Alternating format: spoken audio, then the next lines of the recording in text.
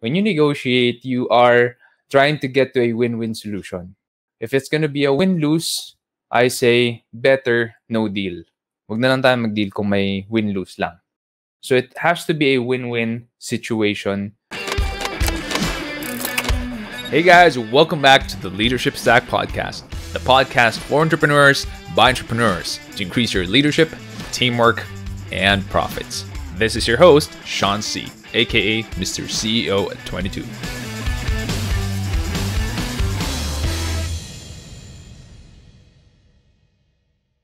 Question is from Patrick Miguel.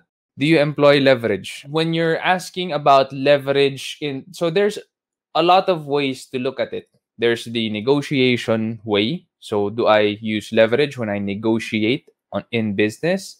Or you can look at it from a finance standpoint, which is, do I use debt or options or futures, or do I have any leverage from the brokerage platform that I'm using, meaning I kind of borrow from them and then I pay it double afterwards. So double the win, but also double the loss.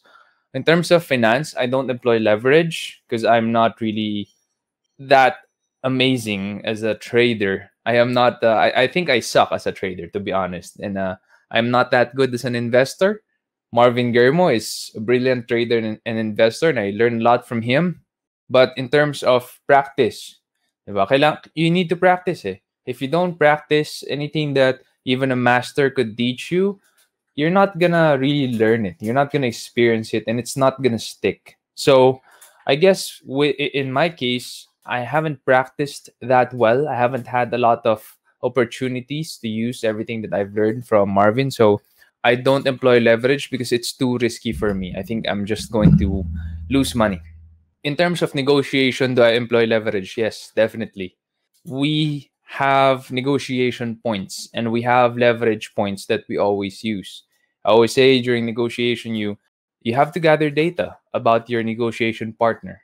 Take note, I say negotiation partner, not your opponent, or you're not trying to fight it out or slug it out. When you negotiate, when you're in the negotiating table, you're a businessman, kaya nga tawag sa Tagalog sa business people, negosyante. When you negotiate, you are trying to get to a win-win solution. If it's going to be a win-lose, I say better no deal.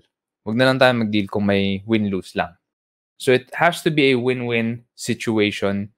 And I do employ leverage that way, either relationship leverage. I have done something for this person before, or I know the owner.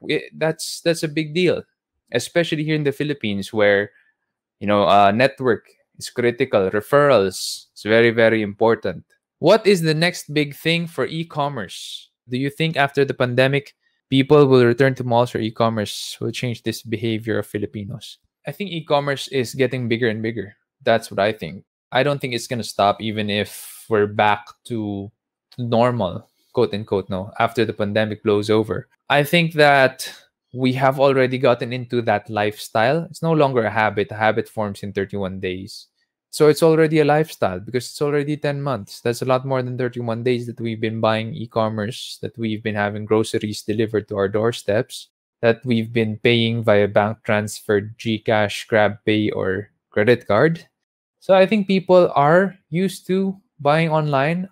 If we're going to the mall, I don't think that we're going to buy a lot there anymore. That's what I think. I think malls have to be a lot more competitive in terms of their price point versus e-commerce, because a lot of choices are available now in the e-commerce platforms. And a lot of people are also getting more stuff here from China, which improved selection and price.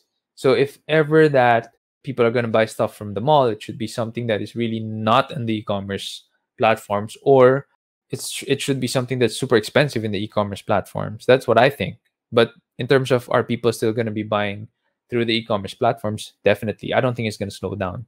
I think it's going to be maintained, or it's going to curve up. That's my opinion.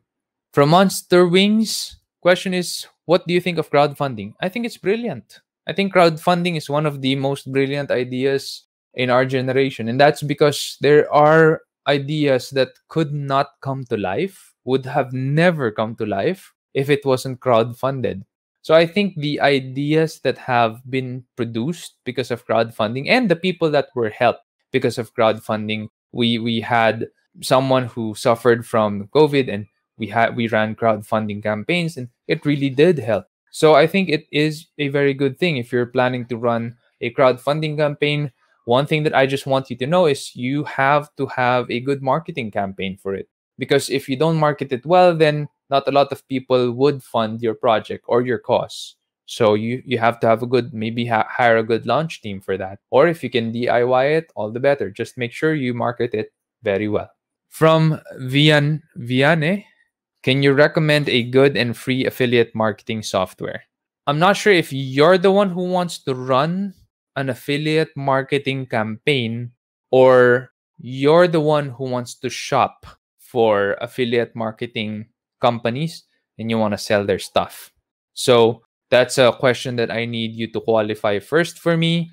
So again, do you want to be the one running the affiliate campaign? You're the company and you want affiliates? Or do you want to find companies that have good products that you can resell? So I need you to qualify that for me. You're an affiliate marketer. You advertise both products and services of the seller or company. Got it. So you are the affiliate and you want a software to sell.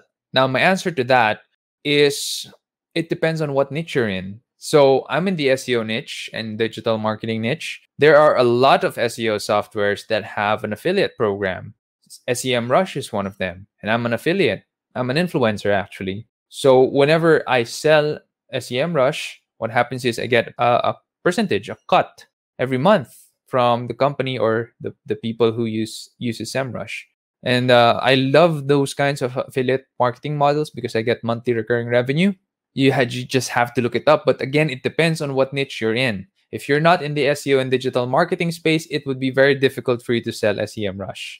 Because, I mean, how can you? You have to have, your readers have to be SEO people. Your readers have to be digital marketers, at least, for you to be able to do that. So it depends on what your niche is. But there are tons. And you can look at ClickBank. They have a lot of software there. I haven't tried them.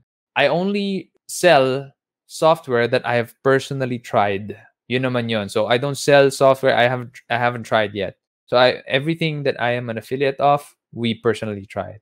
Me and my team. It's really being able to see the positive aspects in a storm and sharing it with people to keep people going forward, right? Especially when things are in a challenging place, right? Not to lie to them, but to be transparent, but you don't have to be negative in that sense.